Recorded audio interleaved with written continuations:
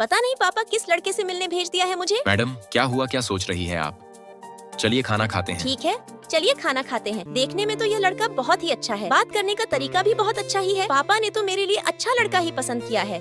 अरे बाप रे, ये पीरियड्स तो जान लेकर रहेगा। बहुत ज्यादा दर्द कर रहा है पेट। क्या मैं अंदर आ सकता हूँ? मैं आपके लिए काढ़ा बनाकर लाया हूँ। इसे पीने से बहुत जल्दी आराम मिलेगा। इस लड़के से तो मुझे प्यार होने लगा है। इतना ज्यादा मेरा फिक्र करता है। अपना ध्यान रखा कीजिए। अगर किसी भी चीज का जरूरत हो तो मुझे आवाज दे दीजिएगा। अब तो मैं शादी इसी लड़के से करूंगी। पापा मेरे लिए इतना अच्छा लड़का पसंद करेगा।